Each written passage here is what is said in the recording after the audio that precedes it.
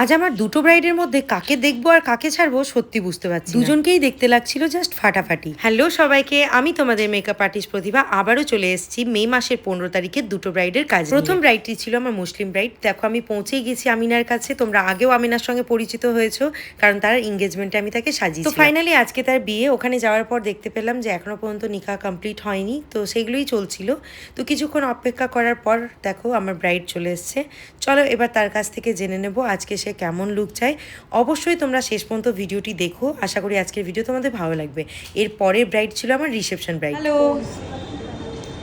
কথা দিয়ে কথা রেখেছে, ঠিক এই জায়গায় বলেছিল যে বিয়ের দিন আবার দেখা হচ্ছে, আবারও দেখা হলো। তো আজকে আমিনার বিয়ে, বলো কেমন লুক চাইছো? সবটা তোমার উপরে ছেড়ে দিলাম, জানতাম এই রিপ্লাইটাই আসবে। তার সঙ্গে আমার বেস্ট ফ্রেন্ড ওয়াহিদা আছে, কিছু বলার নেই। না, আমরা দিদির উপরে সব ছেড়ে দিয়েছি।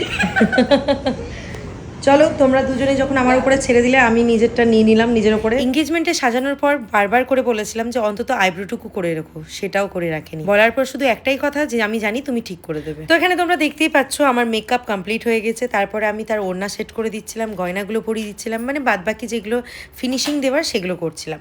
তো এই হচ্ছে আজকে আমার ব্রাইডের ফাইনাল লুক। তোমরা কিন্তু অবশ্যই কমেন্ট করে জানিও যে কেমন লাগছে আমিনাকে দেখতে। পার্সোনালি আমার ভীষণ পছন্দ হয়েছে এই লুকটা, কারণ ব্যাপারটা হচ্ছে যে এত ছিমছাম লুক আমার খুব ভালো লাগে। কোনো কিছু এক্সেস তামঝাম নেই, ভীষণ সিম্পল সোবার একটা লুক। তোমরা কারা কারা এরকম লুক পছন্দ করো অবশ্যই আমাকে জানিও। এবং তোমরাও যদি নিজের বিশেষ দিনটিকে আরো বিশেষ করে তুলতে চাইছো আমার কাছে সেজে, তাহলে অবশ্যই স্ক্রিনে দেওয়া নাম্বারে কন্ট্যাক্ট করে নিতে পারো। আমাদের 2026 এবং 2027-এর ব্রাইডাল বুকিং চলছে। হ্যালো, বলো কেমন লাগলো রেডি হয়ে? অনেক অনেক সুন্দর, সবার খুব পছন্দ হয়েছে। দেখ মনে হচ্ছে মুখস্থ বলছে।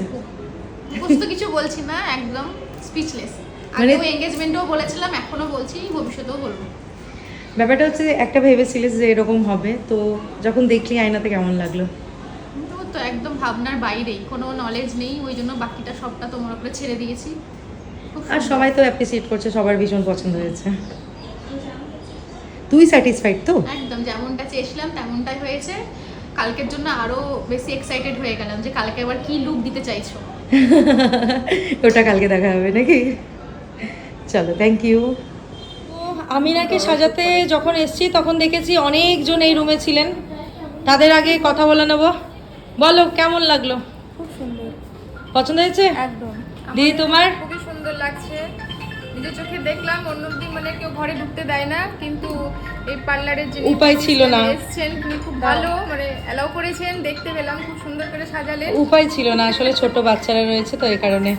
আর কেমন লাগলো কাকিমা? হ্যাঁ, খুব ভালো সাজিয়েছো, ভালো লাগলো। এঙ্গেজমেন্টেও সাজালাম, বিয়েতেও সাজালাম, কালকে রিসেপশনেও আবার দেখা হচ্ছে। আমার নিবার না? হ্যাঁ বলুন ম্যাডাম, আপনি প্রিয় বান্ধবী। যাও যাও ওখানে যাও, ওখানে যাও। অবশ্যই। দিয়ে বলুন ম্যাডাম কেমন লাগলো আপনার বান্ধবীকে? দারুণ দারুণ, অসাধারণ, মানে তুতলিয়ে যাচ্ছে বান্ধবী। কথা খুশিতে। কেমন লাগলো আপনার? খুব ভালো, খুব সুন্দর। Thank you. এরপরে সমস্ত কিছু গুছিয়ে নিয়ে যখন বাইরে এলাম তখন দেখছি আমিনা এবং ওনার হাজবেন্ড জামা কাপড় ঠিক করতে ব্যস্ত। যাই হোক, ওনাদেরকে ওখানেই ছেড়ে বেরিয়ে পড়লাম সেকেন্ড ব্রাইডের উদ্দেশ্যে। ও বলতেই ভুলে গেছি, প্রথম ব্রাইডটি ছিল নলহাটিতেই এবং সেকেন্ড ব্রাইডটি ছিল কাদাসিরে। তাই ওখান থেকেই বেরিয়ে পড়েছি কাদাসির যাওয়ার জন্য। ফাইনালি ওখানে যাওয়ার পর সঙ্গে সঙ্গে লেডি সিংহামের সঙ্গে দেখা হয়ে গেল। ওনাকে জাস্ট ইগনোর করে আমি চলে গেলাম ব্রাইডের কাছে। এবার তো তোমরা প্রত্যেকেই জানো, ব্রাইডের সঙ্গে একটু কথা বলবো। ছেলেকে চলে এসেছি সাজাতে, আজকে ওর রিসেপশন। হেয়ারটা মানে পেতেই থাকবে তাই তো, যেহেতু কার্লি একটা লুক দেব, কিন্তু মাঝখানেই শীতে থাকবে আর হেয়ারটা পাতাই থাকবে, কোনো রকম কোনো কিছু আর কি হবে না, তাই তো? ঠিক আছে, তাহলে পেতেই ছেড়ে দেবো। আর লুক কেমন নেবে? লুক আগের দিন তো বলেছিলাম খুব লাইট আর একটু গ্লসি। ঠিক আছে, আজকে আগের দিন থেকেও লাইট হবে আর গ্লসি হবে। আগের দিনে হয়েছিল বাট ওর মনে হয়েছে যে একটু হেভি হয়ে গেছিলো, যেটা ও আমাকে বললো। তো আমি খেয়াল রাখবো যে ওর থেকেও যেন লাইট হয়, তাই তো? চলো তাহলে দেখা যাক।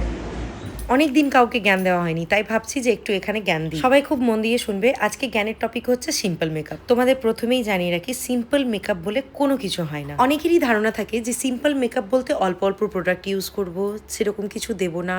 এটাকে সিম্পল মেকআপ বলে না, এই কারণে সিম্পল টাকাও নেব না। যতটা প্রোডাক্ট দেওয়ার ততটা দিতেই হবে আমাকে, এ কারণে সিম্পল মেকআপ বলাটা একদমই বন্ধ করে দাও। তোমরাই বলো কোন কোন প্রোডাক্ট ইউজ করবো আর কোন কোন প্রোডাক্ট স্কিপ করে যাবো। এরকম কি আদৌ পসিবল?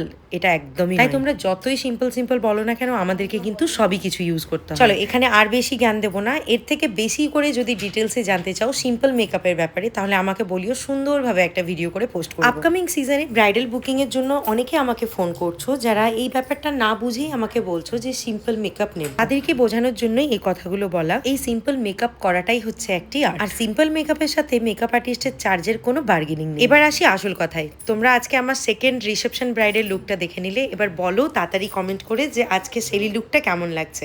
দারুণ, ফাটাফাটি, দুর্দান্ত, এগুলো কমেন্ট করে ভরিয়ে দাও তো দেখি। ততক্ষণ আমি শেলির কাছ থেকে জেনে নিই তার কেমন লেগেছে। হাই, বলো কেমন লাগলো আজকের লুক? আজকের লুকটা জাস্ট ফাটাফাটি। পছন্দ হয়েছে? স্যাটিসফাইড? কোনো অসুবিধে? চলো, খুব ভালো লাগলো। Thank you. ওয়েলকাম।